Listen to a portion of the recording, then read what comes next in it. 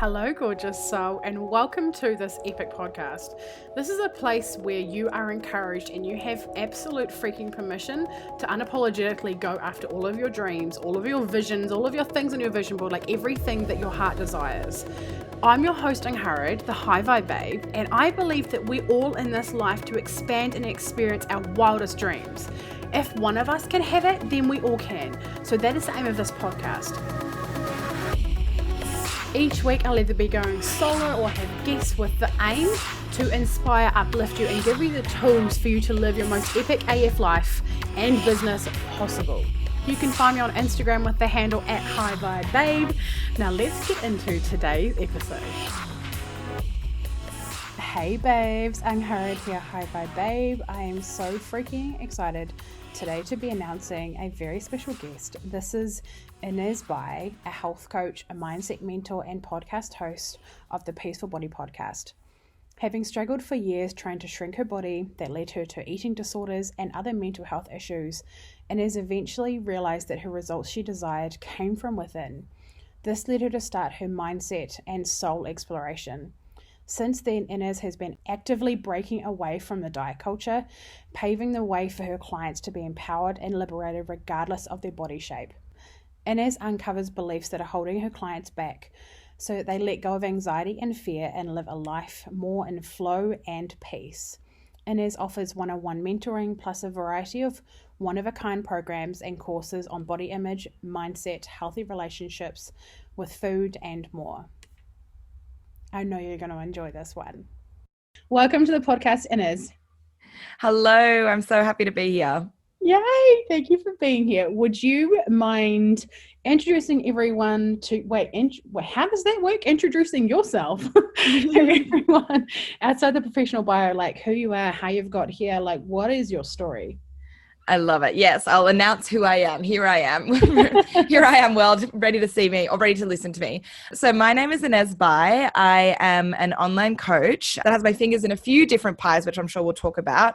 But what I'm really passionate about is helping everyone realize that essentially, like at a really broad scale, realizing that you don't have to fit into boxes and that you can really live a life like designed on your own terms. It doesn't have to be just what everyone's been telling you. It's really about deciding that you want to do something and getting really clear on that and becoming awake to what you actually want. So that's been something that I've been doing through many different modalities over the past couple of years of my life. I've been working for myself, running my own business since I was about 19. I originally started as a personal trainer. I was super passionate about fitness, health and fitness, which kind of led me down to a bit of an obsessive pathway and led me to having eating disorders and mental health issues. But obviously all of those challenges have shaped me into the person I am today and have really like defined the way that I coach and the way that I share my own message, I suppose. And, you know, I moved out of home when I was 19 and I kind of did all of these things very early on when I was young. So I've really learned how to be quite independent and very self-sufficient from a pretty young age. And now here I stand at 26 with my own business and kind of like just constantly pivoting. I'm a manifesting generator. So as we were speaking about before we hit record on this podcast as well, I am constantly changing new things, constantly taking leaps before I really know what's going to happen because I'm also a sacral authority. And one thing I was reflecting on right before I came on this podcast is like, gosh, I wish I knew that earlier because I used to struggle so much with indecision. I really didn't know how to listen to my intuition.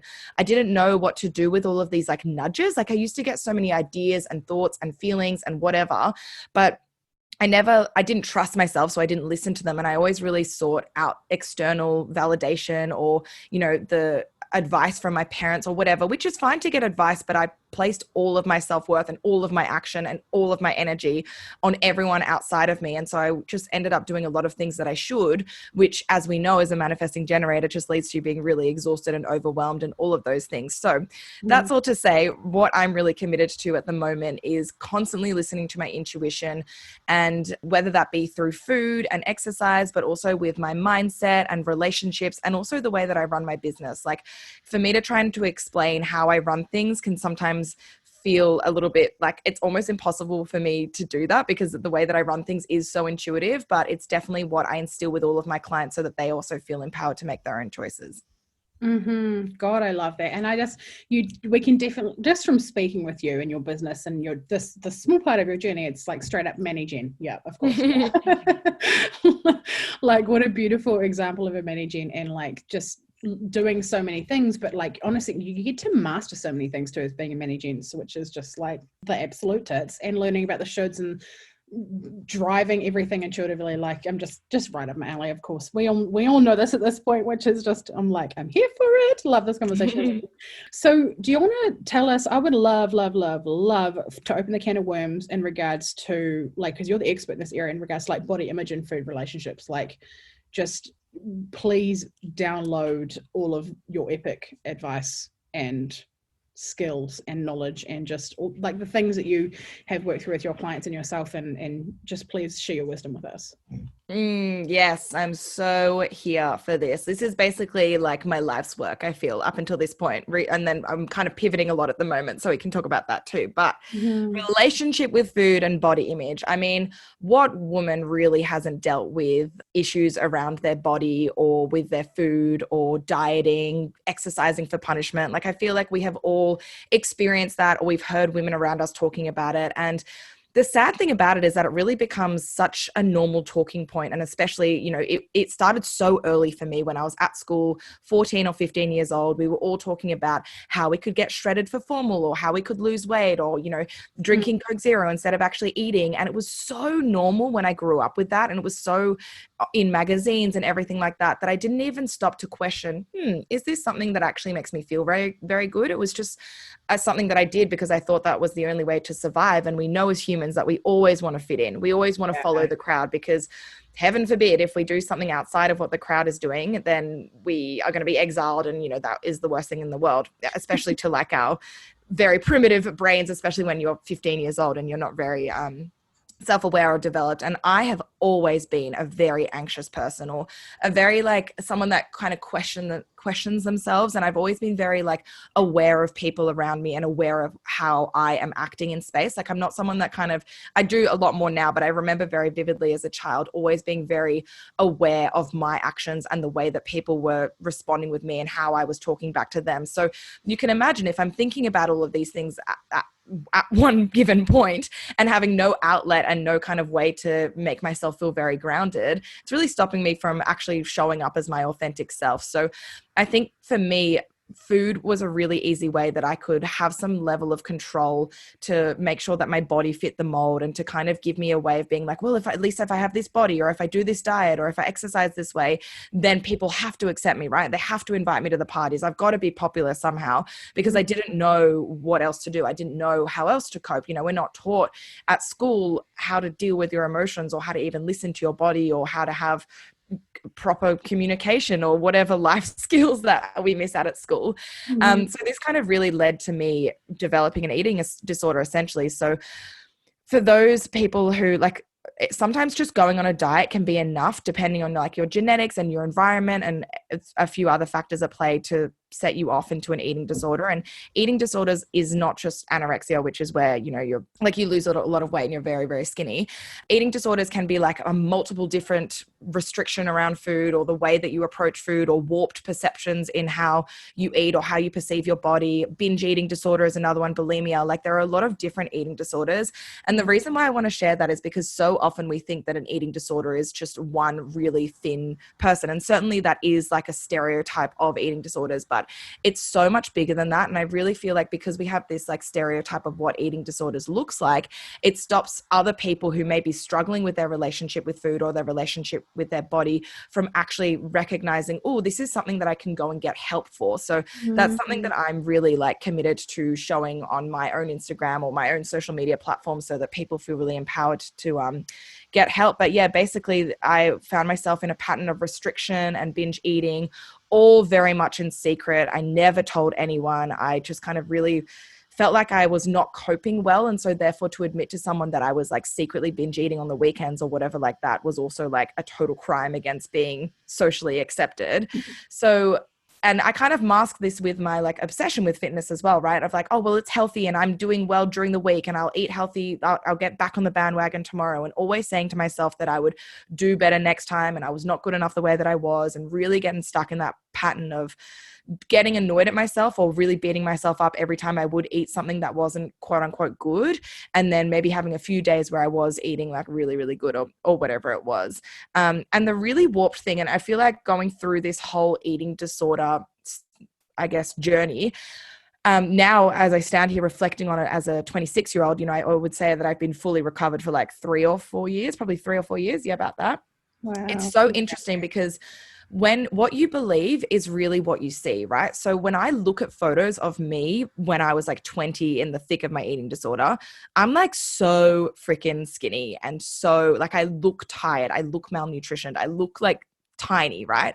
But at the time, because I believed so strongly in my head that I was too big or that I wasn't good enough or that I was ugly or that I was fat, that's all that I saw. And I can remember the image of me looking at myself in the mirror and all I could see was something that was wrong with myself.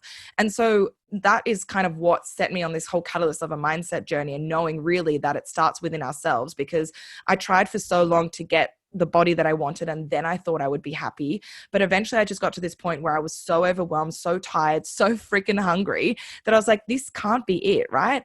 And it was tricky as well because I was also studying at uni as an exercise physiologist, and we do a lot about nutrition and, you know, how to feed yourself right and how to exercise in a way that's really healthy. But I knew all of this information and I knew what it meant to eat healthy. I knew what it meant to eat in moderation. I knew that I was meant to, you know, sometimes have chocolate and other times have bananas or whatever moderation and eating balance meant. Like I knew that logically, but for some reason within my body, I couldn't change it. I couldn't take action on those things. It's like I didn't trust the information that was right there in front of me. And we know that that's because I didn't believe it within my body. So it's one thing to like have this intellectual understanding of it in your head and in your mind, but a whole other thing to understand it within your body.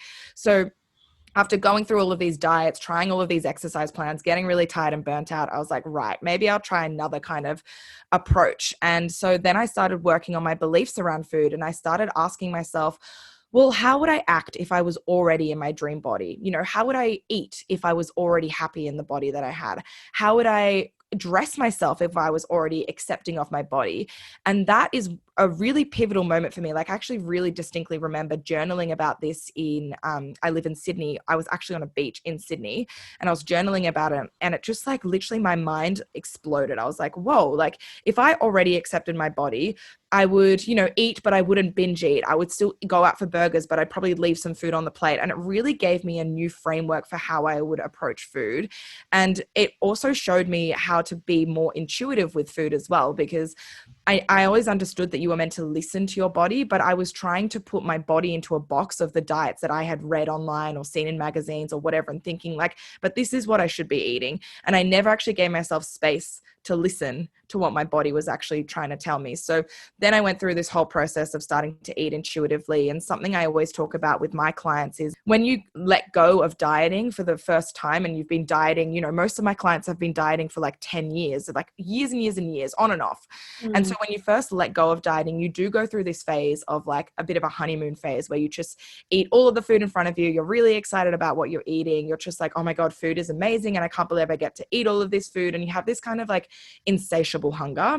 But my strongest advice is to just ride that wave, because eventually if you keep really giving yourself the permission to eat whatever you want, then you'll get to this place where food no longer feels so magical over you because you're getting it all the time, right? And you get to this place where it's much easier to actually listen to your body rather than to eat from fear. You know, that whole idea of like, well, I've got to eat this now because then tomorrow I'm going to be healthy again. That's eating from fear because you're not actually giving yourself permission.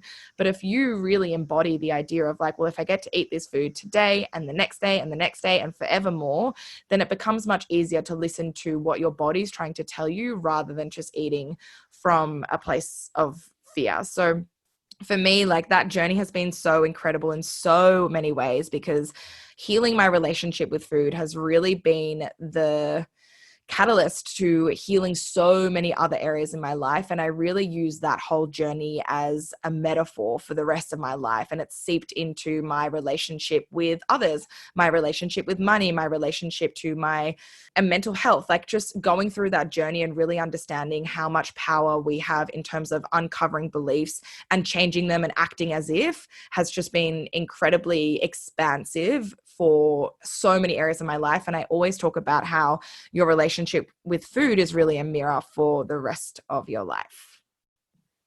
Oh, damn, girl. Oh. I am like mind blown over here. Holy shit. Okay, so a few things. Firstly, the scarcity thing / eating from fear. I'm like, holy shit, this is the same thing as like with money. Like, we're afraid to go and get the weekly hairdressers or go and get the nails or do whatever the fuck it is because money's not going to come back. We're always in a flow of money. I'd never ever like pictured the same thing with like, and I've never also actually heard anyone talk about like completely ditching the whole diet thing and just eating whatever you want for a certain amount of time, and then eventually you'll come back to to knowing and realizing and trusting that it's not going to disappear. Like I got into some I've got definitely been on the diet sort of bandwagon, all this sort of weird shit my whole life. I remember seeing, I think I was like 10 or 9 for the first time, being like, I'm going to go on a diet. I remember standing in front of the cupboard as a child, looking and like seeing my mum's duck as she had the night before, and I thought it was fucking disgusting. Not that it's related to it at all, but I could just, when you open the pantry and you can smell it. So anytime I smell ducker, it just reminds me of like not being happy with my body. It's a really funny trigger anyway.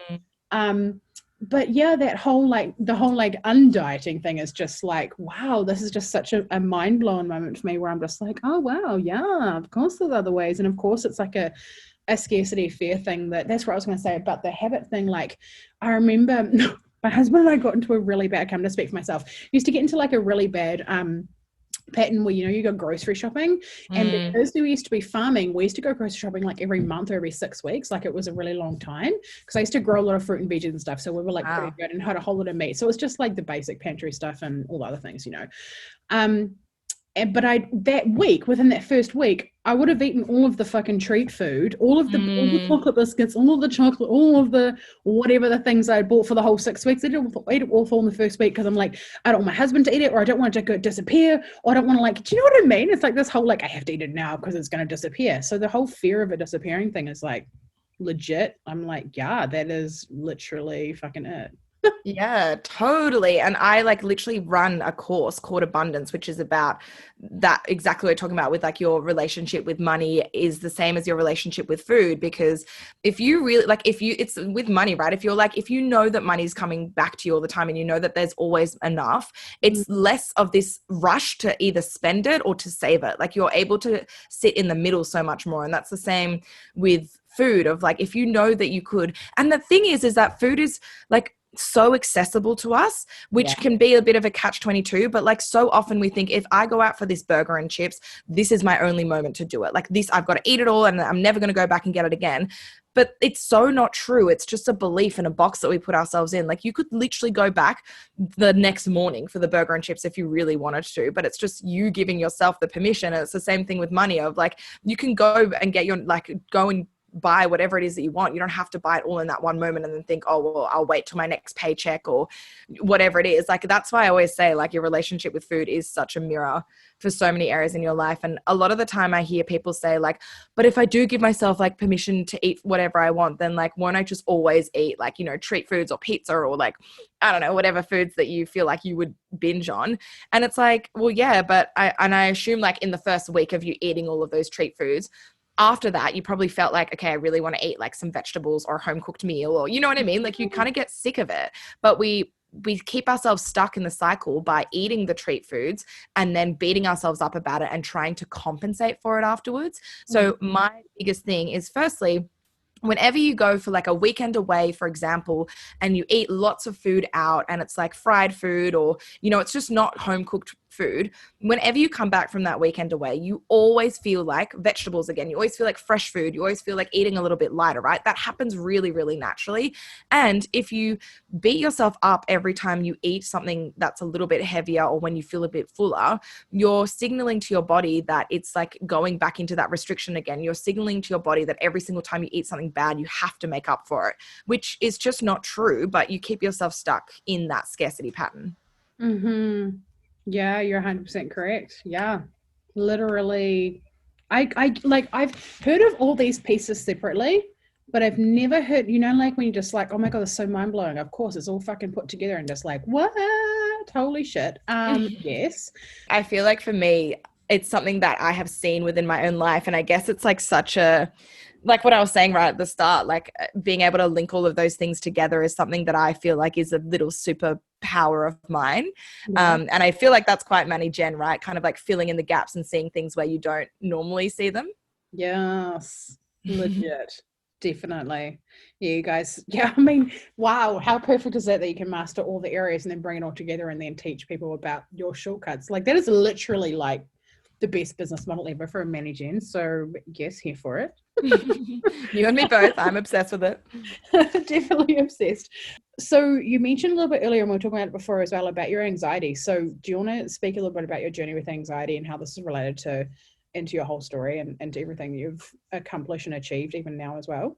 Oh, yes, I would love to. Okay, my journey with anxiety. Wow. Like I've said, I've pretty much been anxious my entire life, but it really wasn't until maybe 18 months ago that I realized it was anxiety. Like I just thought I wasn't coping well. I thought I was being too dramatic, or I thought I wasn't being grateful, or, all of these stories that we have in our head. And I kind of just had this default of, firstly, it presented in dieting of like, well, I'll just diet and then I'll feel better, right? We can really romanticize hitting goals. And obviously reaching goals is incredible and accomplishing things feels amazing. Being successful, yes, it's good, right?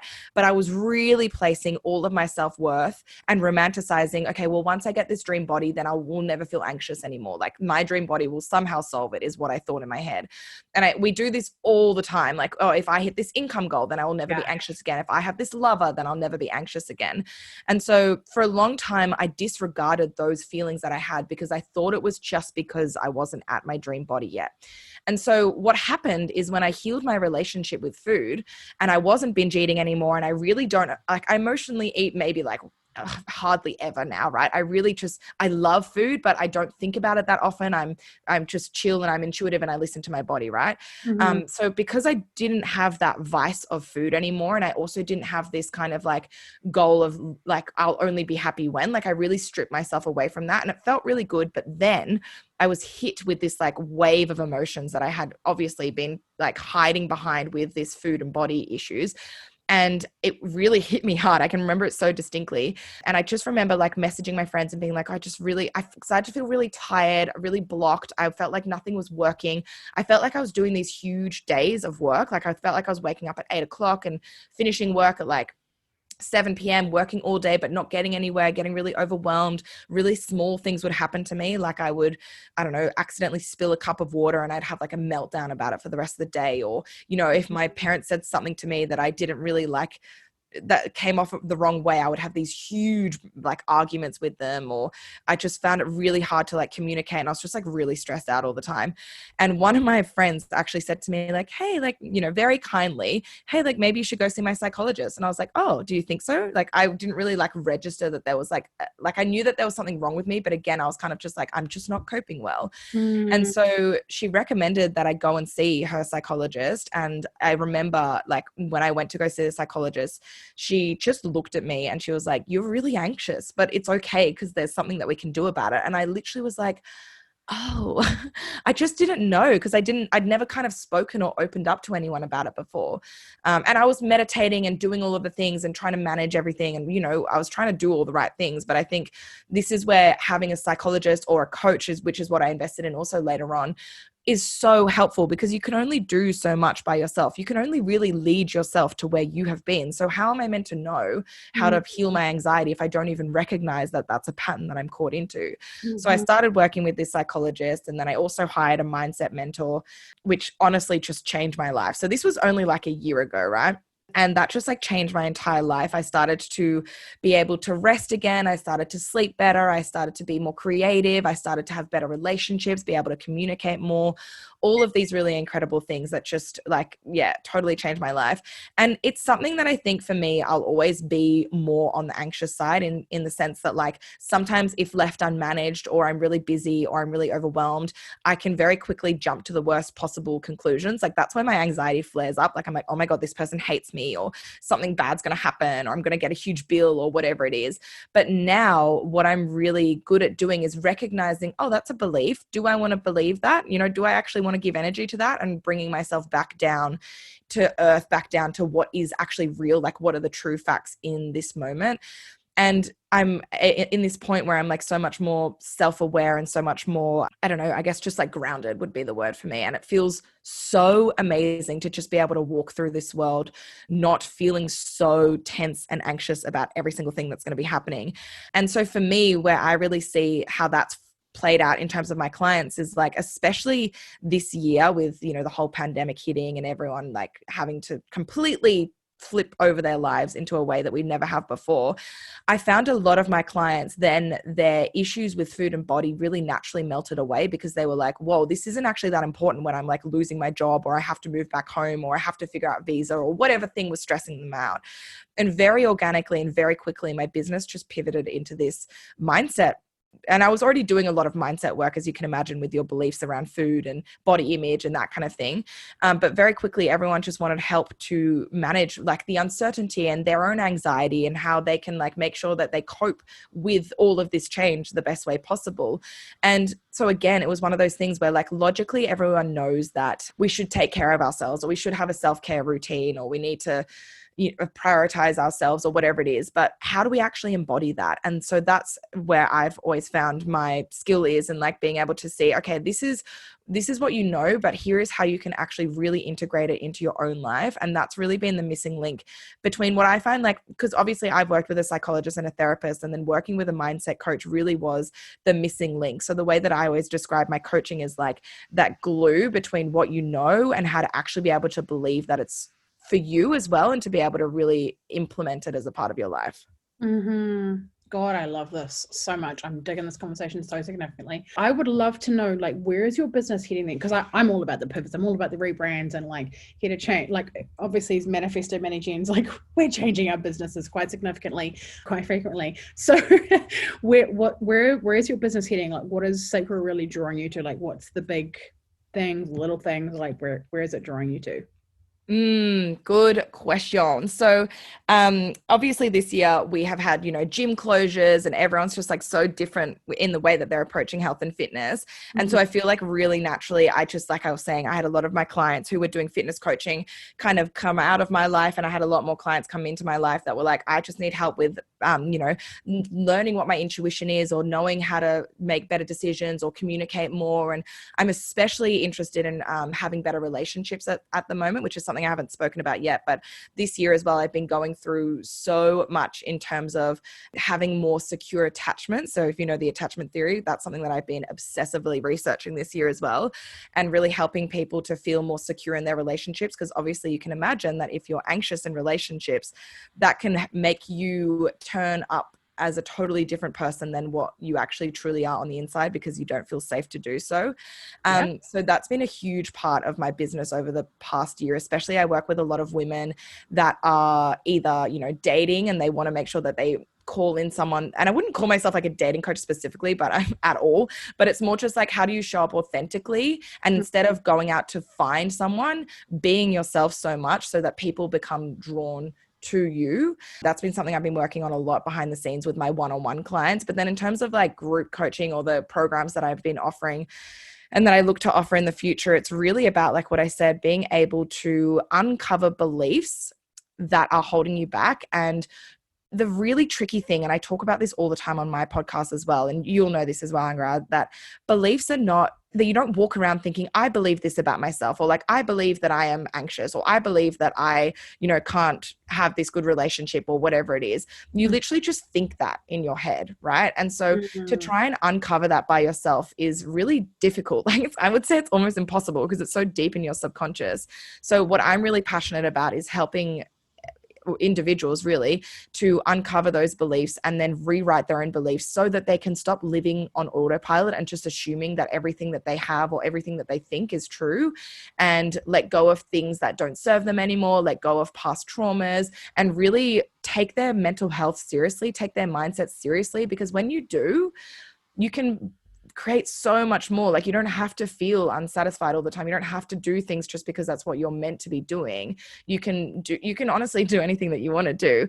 So that's really where I'm looking to move forwards, and really letting people know that, like, you don't have to be stuck in an anxious spiral all the time, because I know when you're anxious, and even more so, I'd say when you're depressed, it feels like it's never going to end, but it totally will. And there are totally tools that you can take into your own hands, that you can let go and move forwards, and then have a much deeper self-awareness. So hopefully that kind of answers your question.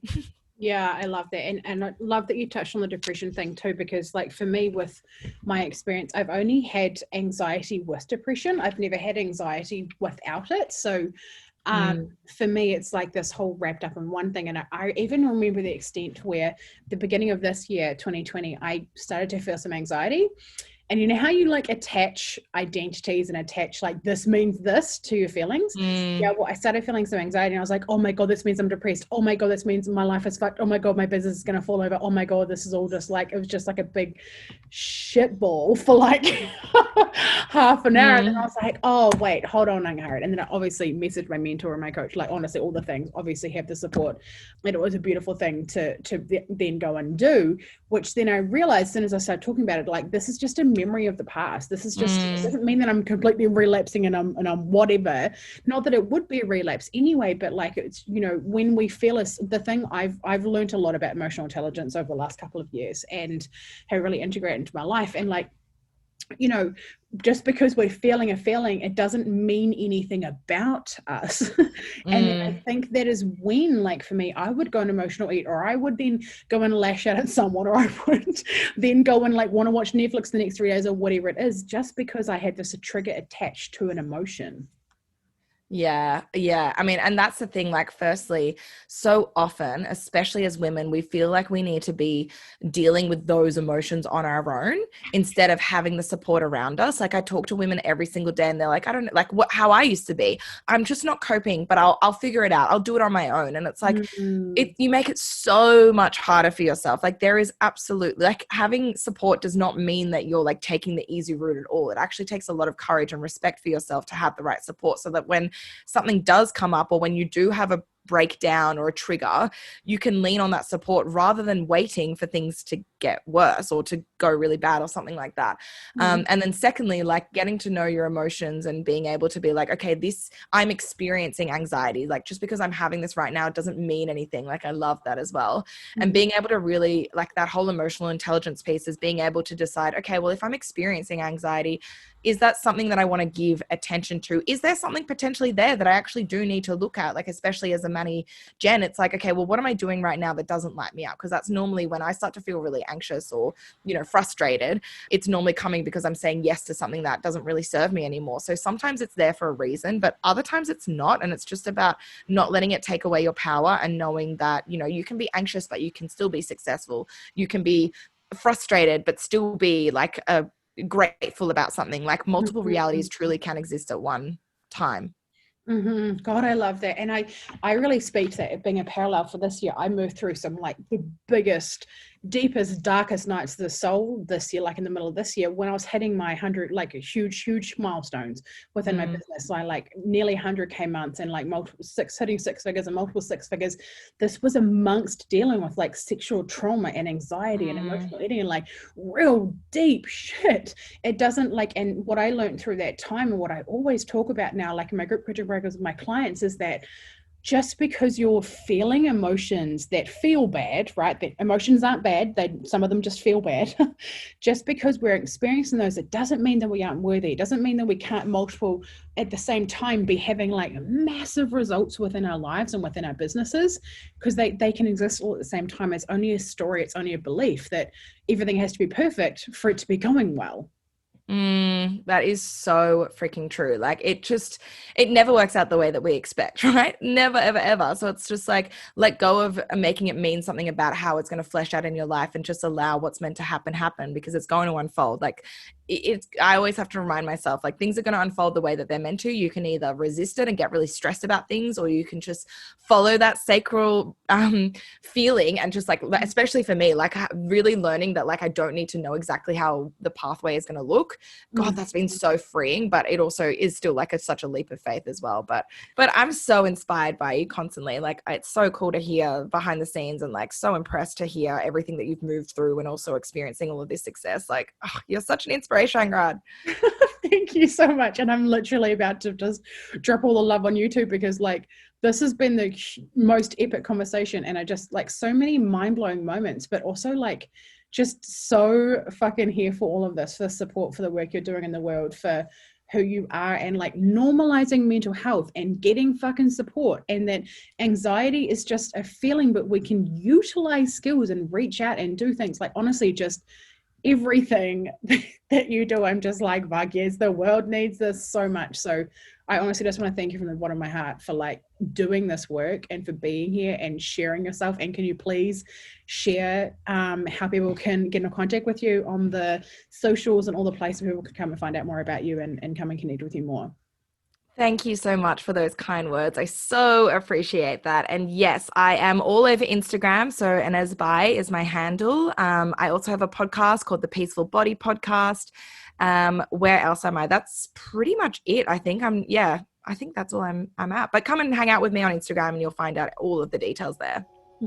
Love the gram. It's my favorite place. Yeah, me too, right? Love it. If you have enjoyed this episode, we would love for you to take a screenshot and tag us both. We'll have the show notes and the links to the places and the bio and stuff for you to go and follow and tag us both. But I want to thank you for being here, and thank you for listening, everyone. And I hope you have a really lovely rest of your day, everyone. Bye.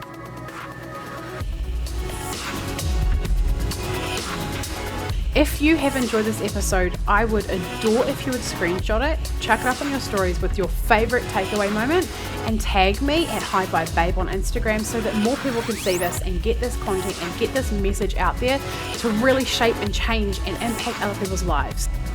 Do you desire to be around more high vibe women who really get you, who encourage you, who like support you no matter what? Yeah, well, guess what? I have a place that you belong.